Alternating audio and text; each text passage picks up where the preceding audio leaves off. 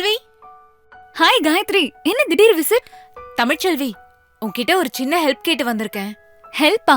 என்கிட்ட என்ன ஹெல்ப்? நான் டிஎன்பிஎஸ்சி எக்ஸாம் எழுத போறேன். நல்லா படிச்சிருக்கேன். பட் எக்ஸாம் எப்படி நடக்கும், என்னென்ன கேட்பாங்க, இதெல்லாம் நினைச்சாலே பயமா இருக்கு. அதுக்கு நான் என்ன பண்ணணும்? நீ அந்த பரீட்சை எழுதி பாஸ் பண்ணி இப்ப கவர்மெண்ட்ல வேலை செய்யற.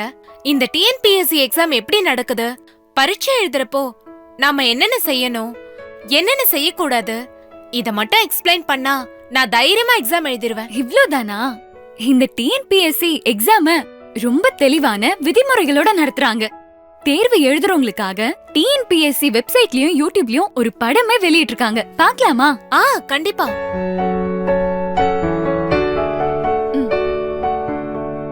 டிஎன்பிஎஸ்சி தேர்வு எழுதுபவர்களுக்கான வழிமுறைகள். தேர்வர்கள் தேர்வு ஆரம்பிப்பதற்கு 1 மணி நேரத்திற்கு முன்னால, அதாவது கண்டிப்பா காலையில 8:30 மணிக்கு தேர்வு மையத்துக்கு வந்துடணும்.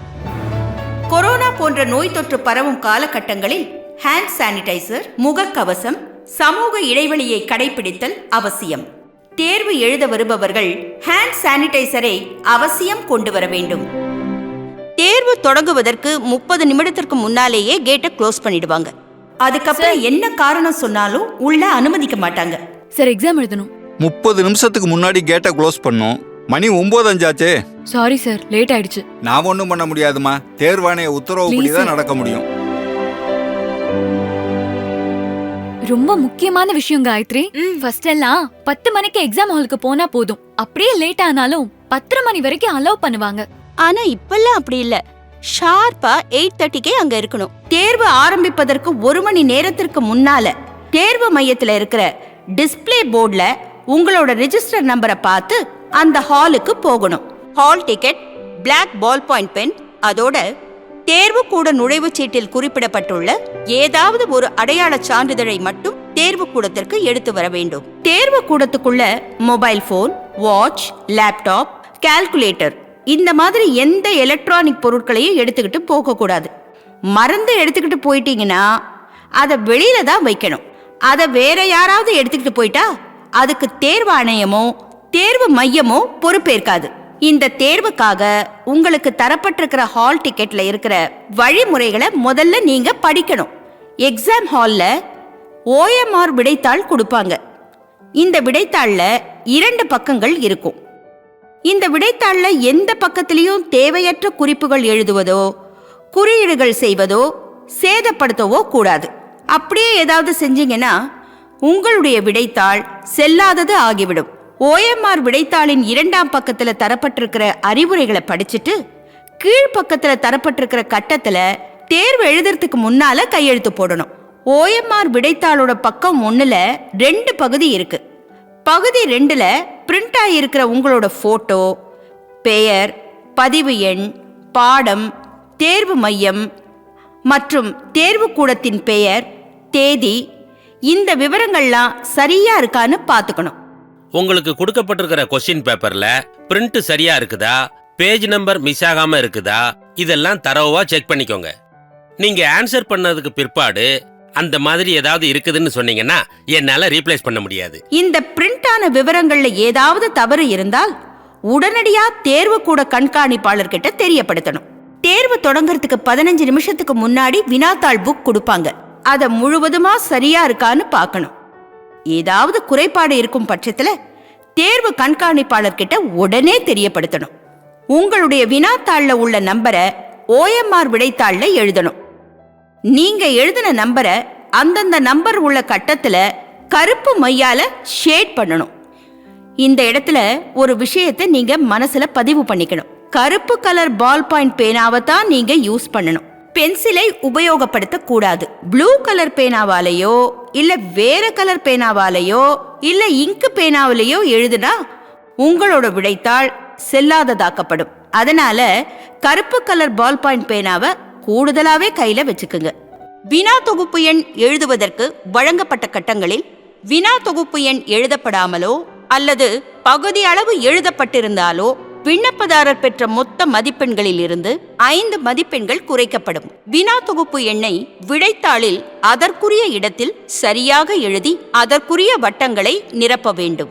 நீங்கள் எந்த வட்டங்களை நிரப்பியுள்ளீர்களோ அதுவே இறுதியானதாகும். வினா தொகுப்பு எண் சரியாக எழுதப்பட்டிருந்து அதற்குரிய வட்டங்கள் நிரப்பாமல் விடப்பட்டிருந்தாலோ அல்லது தவறாக நிரப்பப்பட்டிருந்தாலோ அல்லது முறையற்று நிரப்பப்பட்டிருந்தாலோ அல்லது ஒன்றுக்கு மேற்பட்ட வட்டங்கள் நிரப்பப்பட்டிருந்தாலோ அல்லது ஒன்று அல்லது அதற்கு மேற்பட்ட வட்டங்கள் நிரப்பப்படாமல் விடப்பட்டிருந்தாலோ அல்லது உங்களுக்கு வழங்கப்பட்ட வினா தொகுப்பில் அச்சிடப்படாத வேறு எண்களை வினா தொகுப்பிற்கான வட்டங்களில் நிரப்பப்பட்டிருந்தாலோ அல்லது வழங்கப்பட்ட வினாத்தாள் வரிசையின் வரம்பிற்கு உட்படாத வினாத்தாள் வரிசை எண் நிரப்பப்பட்டிருந்தாலோ விடைத்தாள் செல்லாததாக்கப்படும்.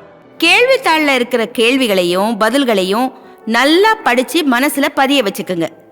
அதுக்கப்புறம் OMR விடைத்தாள்ல இருக்கிற அத்தனை கேள்விகளுக்கும் தவறாம விடையளிக்க வேண்டும். நல்லா ஞாபகம் வச்சுக்குங்க, கருப்பு நிற பால் பாயிண்ட் பேனாவை தான் பயன்படுத்தணும்.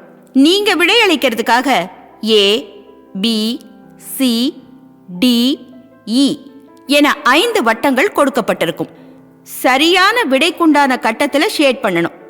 ஒரு குறிப்பிட்ட கேள்விக்கு விட தெரியலனா E என்ற வட்டத்தை அவசியம் ஷேட் பண்ணணும்.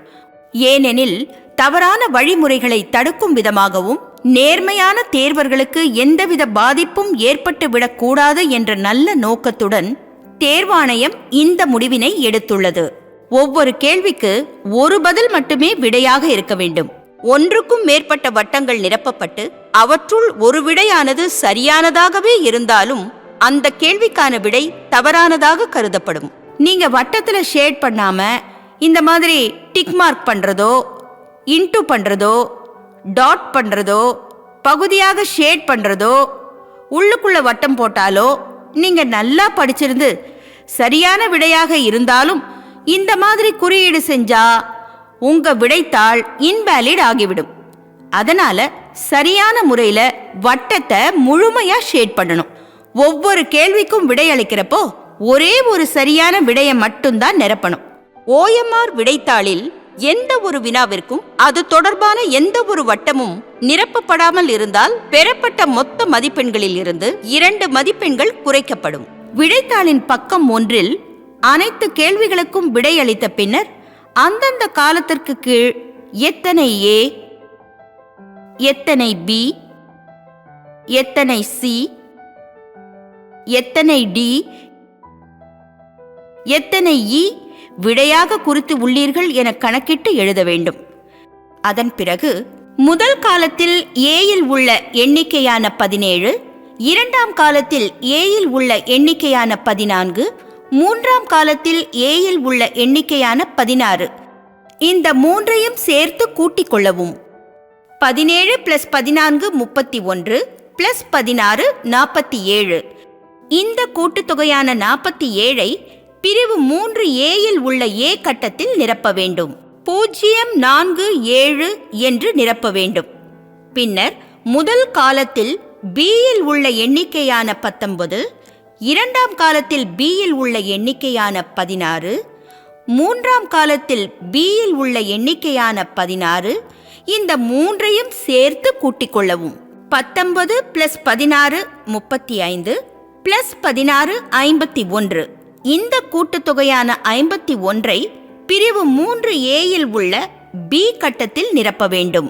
அதுபோல முறையே 3 காலங்களில் உள்ள C, 3 காலங்களில் உள்ள D, 3 காலங்களில் உள்ள E ஆகியவற்றை கூட்டிக் கொள்ளவும். பின்னர் அந்த கூட்டுத்தொகையை பகுதி 2இல் பிரிவு 3Aயில் உள்ள CDE ஆகிய கட்டங்களில் அந்தந்த கூட்டுத்தொகையை எழுத வேண்டும். அதன் பிறகு பிரிவு 3Bயில் அதற்குரிய வட்டங்களை நிரப்ப வேண்டும்.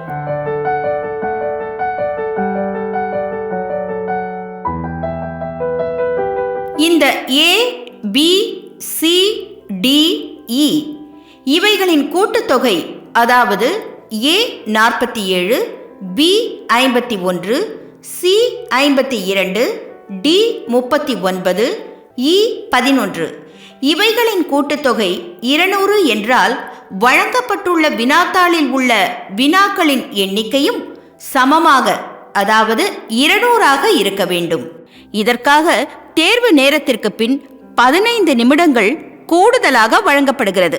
OMR விடைத்தாளின் பகுதி 2இல் குறிப்பிடப்பட்டுள்ள A, B, C, D மற்றும் E ஆகியவற்றின் மொத்த எண்ணிக்கை தவறாக குறிப்பிடப்பட்டிருந்தாலோ நிரப்பப்படாமல் விட்டிருந்தாலோ தேர்வரால் பெறப்பட்ட மொத்த மதிப்பெண்களில் இருந்து 2 மதிப்பெண்கள் குறைக்கப்படும். எல்லாரும் நல்லா கவனமா டோட்டல் பண்ணுங்க. இதுல ஏதாவது மிஸ்டேக் பண்ணிட்டீங்கன்னா நீங்க எடுக்கிற மார்க்ல இருந்து 2 மார்க்க உங்களுக்கு கழிச்சிருவாங்க. தேர்வு முடிந்த பின்னர் OMR விடைத்தாள் பிரிவு 4இல் கையெழுத்து போட வேண்டும். கையொப்பம் இடாத பட்சத்தில் அவரது விடைத்தாள் செல்லாததாக்கப்படும். அனைத்து கேள்விகளுக்கான விடைகளை அளித்த பின்னர் உங்களது இடது கை பெருவிரல் ரேகை பதிவினை பகுதி 1இன் கீழ்ப்பக்கத்தில் உரிய இடத்தில் பதிக்கவும். OMR விடைத்தாளில் பதித்த பிறகு OMRஇன் வேறு எந்த இடத்திலும் மை பட்டு விடாதபடி தேர்வர்கள் கவனமாக கையாள வேண்டும். தேர்வர்கள் கையெழுத்திட்டு இடது கை பெருவிரல் ரேகையை பதித்த பிறகு தேர்வு கூட கண்காணிப்பாளர் அதில் கையெழுத்திடுவார். உங்கள் விடைத்தாளில் நீங்கள் குறித்துள்ள அனைத்து விவரங்களுக்கும் நீங்கள் மட்டுமே பொறுப்பாவீர்கள். எனவே விவரங்கள் சரியாக உள்ளனவா என்று உறுதிப்படுத்திக் கொள்ளுங்கள்.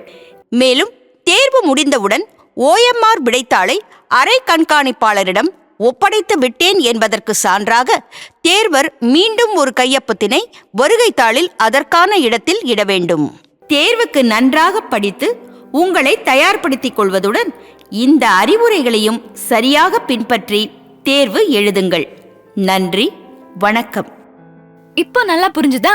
ரொம்ப முக்கியமான விஷயம் காயத்ரி. தேர்வாணையம் தரவரிசைப்படிதான் ஆர்டர் அனுப்புவாங்க. இடைத்தரகர்கள் மூலம் தவறான வழியில போய் ஏமாந்துட வேண்டாம். அப்படி யாராவது ஏமாந்துட்டாங்கன்னா அதுக்கு தேர்வாணையம் பொறுப்பாகாது. பயத்தெல்லாம் விட்டுட்டு தைரியமா எக்ஸாம் எழுது. All the best. தேங்க்யூ.